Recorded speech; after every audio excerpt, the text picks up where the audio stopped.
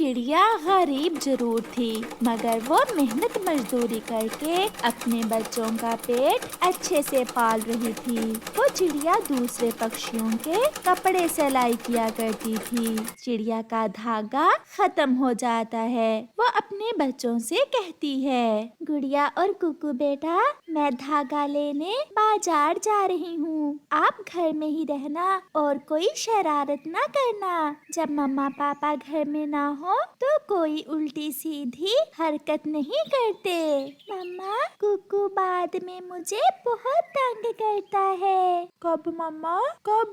गुड़िया झूठ बोलती है। अच्छा अच्छा, अब लड़ाई छोड़ो और आराम से बैठकर एक दूसरे को कहानियाँ सुनाओ। मैं थोड़ी देर में आती हूँ। फिर मम्मा चिड़िया जंगल के बाजार से धागा लेने चली जाती है। गुड़िया चलो खेलते हैं। मगर घर से बाहर नहीं जाना। घर में ही मैं कपड़े सिलाई करता हूँ और तुम मेरी ग्राहक हो। गेम शुरू।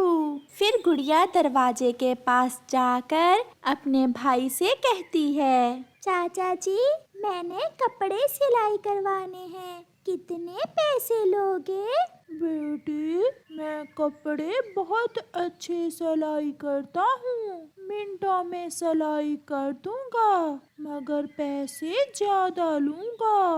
वो दोनों बहन भाई ऐसे खेलने लग जाते हैं। चाचा जी, कैसे सिलाई करोगे मेरे कपड़े? फिर कुकू बहुत तेजी से अपनी मम्मा की सिलाई मशीन चलाता है। ऐसे ऐसे मैं ऐसे कपड़े सिलाई करूंगा। हाय हाय मेरा पंख। गुड़िया, मेरे पंख में क्या चुभ गया है? कुकू के पंख से खून बहना शुरू हो जाता है और कुकू का पंख सिलाई मशीन की सुई में फंस जाता है। गुड़िया भी रोने लग जाती है। भाई, सुई पंख में चुभ गई है, अब पंख ना हिलाना। अगर पंख हिलाया तो आपका पंख टूट जाएगा।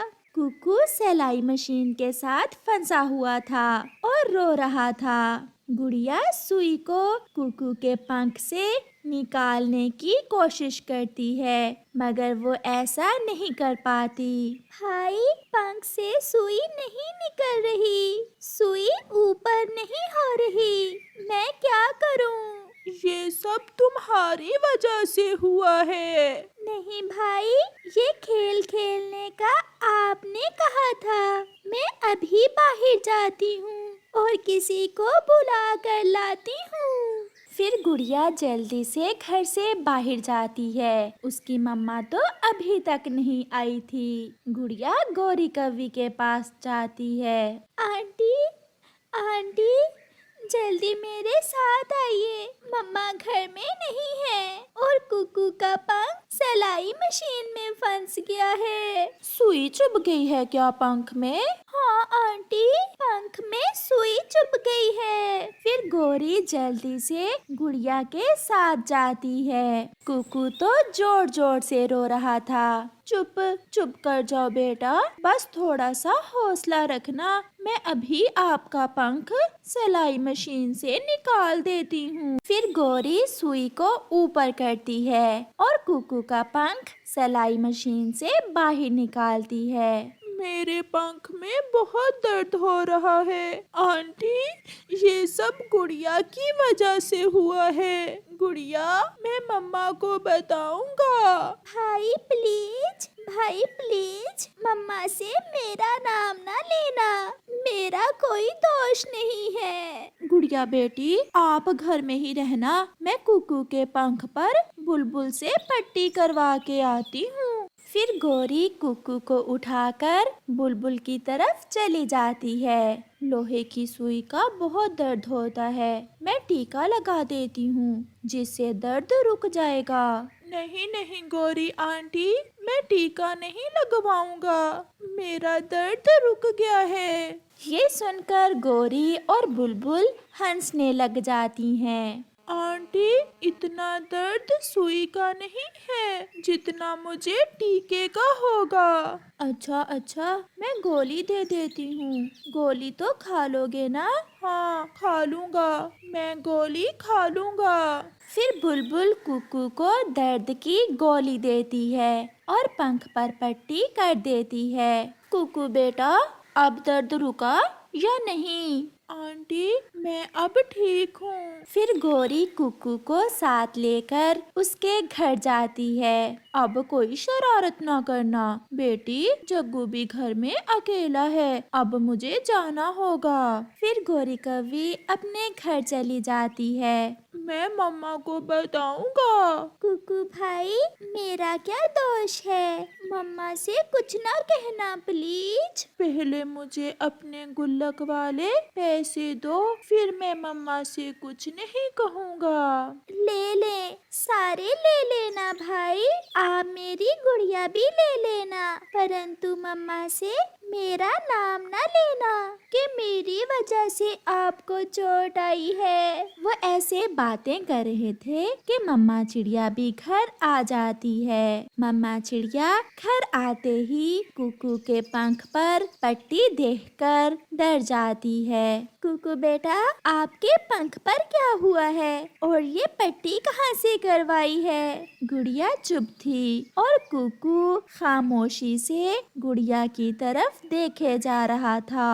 मम्मा मम्मा मम्मा, कुकू का पंख सिलाई मशीन में आ गया था। गोरी आंटी ने आकर निकाला और वो कुकू के पट्टी करवा के लाई हैं। कुकू, जरूर कोई शरारत की होगी आपने।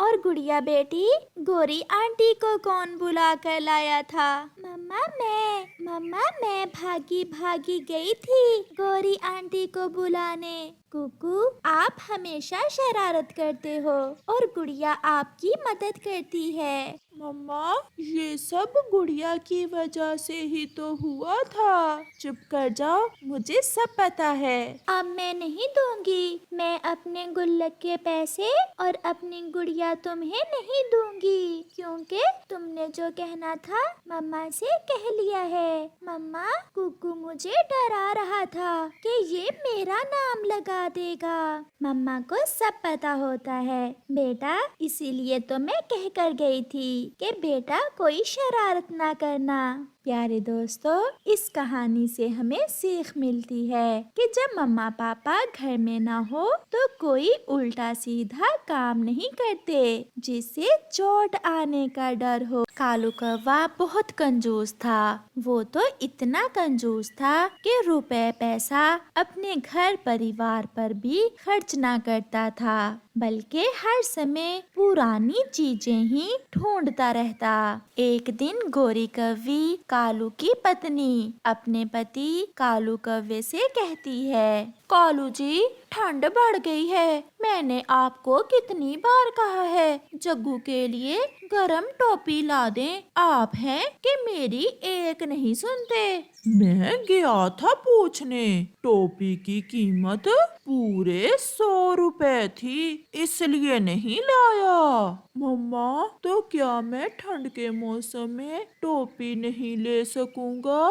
ले दूंगा बेटा, ले दूंगा, बस दाम थोड़े कम हो ले, मैं आपको अच्छी वाली टोपी ले दूंगा। बहुत हो गया कालू जी, आज जाओ और मेरे बेटे के लिए टोपी लेकर आओ। फिर बार बार कहने पर कालू कौवा अपने घर से निकल जाता है।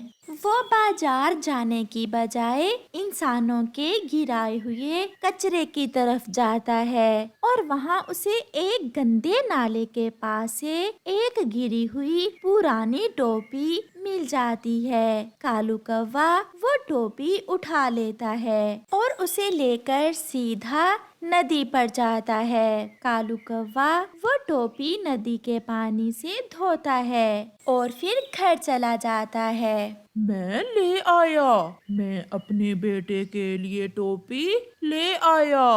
मम्मा मम्मा, ये टोपी तो गीली है। हाँ हाँ, रास्ते में टोपी मेरी चोंच से नदी में गिर गई थी। इसे थोड़ी देर रख दो, जब सूख जाए तो फिर ले लेना। कालू, कहीं तुम मेरे बेटे के लिए किसी की फेंकी हुई टोपी तो नहीं ले आए हो? नहीं नहीं गोरी, तुम्हारी कसम, नहीं लेकर आया हूँ। ऐसे ही 2-4 दिन गुजर जाते हैं और फिर एक दिन गोरी कालू से कहती है, कालू, मेरे जग्गू के दांत बहुत गंदे हो गए हैं, जाओ और मेरे जग्गू के लिए एक नया टूथब्रश तो ला दो। ये सुनकर कालू कौवा सोचता है, अब फिर मुझे 50 रुपए लगाना होंगे। किन सोचों में खो गए कालू? मैंने टूथब्रश लाने को कहा है। अच्छा अच्छा, जाता हूँ। फिर कालू कौवा अपने घर से निकलता है। वो उड़ता हुआ जा रहा था। जब वो पहाड़ों के पास पहुंचता है तो उसकी नजर नीचे जाती है, जहां उसे चील के घर में वॉशरूम के पास उसका टूथब्रश नजर आता है। कालू तुरंत वहां आता है, इधर उधर देखता है, चील वहां नहीं थी। कालू चील का टूथब्रश उठाकर वहां से भाग जाता है। कालू जी, कितने का आया है टूथब्रश? पूरे 50 रुपए का आया है, अच्छे वाला लाया हूँ। फिर जग्गू अपने टूथब्रश से अपने दांत साफ करता है। मम्मा मम्मा, देखे तो मेरे दांत कितने सफेद हो गए हैं। कालू जी, अब मुझे भी एक नया टूथब्रश ला कर देना। मेरा टूथब्रश 1 साल पुराना है। एक नया ले तो आया हूँ, सब इससे ही बारी बारी अपने दांत साफ करेंगे। जग्गू नदी पर बैठा था कि अचानक जग्गू के कुछ पंख गिर जाते हैं। वो डर जाता है और रोने लगता है। मेरे पंख कैसे गिर गए? चिड़िया जो पास में ही बैठी थी, जग्गू कौवे को रोता देखकर वहां आती है। जग्गू बेटा, क्यों रो रहे हो? आंटी आंटी, मेरे पंख गिर गए हैं। चिड़िया ये देखकर बहुत हैरान होती है। जग्गू बेटा, आपको तो पंख झड़ की बीमारी लग गई है। चलो मैं आपको आपके घर छोड़ देती हूँ। गौरी बहन, जल्दी से जग्गू को बुलबुल के पास ले जाओ। जग्गू को पंख झड़ की बीमारी लग गई है। अगर दवा न ली तो जग्गू के सारे पंख गिर जाएंगे और फिर जग्गू उड़ भी नहीं सकेगा। कल तक तो मेरा बेटा ठीक था, फिर कैसे अचानक ये बीमारी मेरे बेटे को लग गई? खाली होगी कोई उल्टी सीधी चीज। फिर गोरी और कालू जग्गू को साथ लेकर बुलबुल की तरफ जाते हैं। चिड़िया भी उनके साथ ही जाती है। ये बीमारी तो केवल हमारे जंगल में चील को है। आपके बेटे को ये बीमारी कैसे लग सकती है? क्या चील के घर से कोई चीज लाकर तो नहीं खाई? ये सुनकर कालू परेशान हो जाता है, क्योंकि उसने चील का टूथब्रश जो चुरा कर ला कर दिया था जग्गू को। नहीं नहीं, हम तो कभी चील के घर ही नहीं गए। फिर कालू आहिस्ता से बोलता है, गोरी, मुझे मारना ना, मुझसे बड़ी गलती हो गई है। क्या क्या गलती हुई है कालू? गोरी, मैं जग्गू के लिए जो टूथब्रश लाया था वो नया नहीं था, वो मैं चील का चुरा कर लाया था। शायद इसलिए मेरे बेटे को चील वाली बीमारी लग गई है। कालू, तुम इतनी घटिया हरकत भी कर सकते हो और वो भी अपने बेटे के साथ? बेशरम, अगर मेरे बेटे के पंख ठीक ना हुए तो मैं तुम्हें भी गंजा कर दूंगी। मैंने दवा दे दी है। मुझे विश्वास है कि 10 दिन में जग्गू के पंख फिर से आएंगे। हाँ, मगर वो टूथब्रश जग्गू दोबारा इस्तेमाल ना करे। उससे तो मैं घर जाकर कालू तुम्हारे दांत साफ करूंगी। मुझसे गलती हो गई, मैं फिर कभी ऐसा नहीं करूँगा। गौरी प्लीज, और चिड़िया बहन किसी को ना बताना, मुझे माफ कर दें। फिर ऐसे कालू कौवा सबके सामने शर्मिंदा होता है।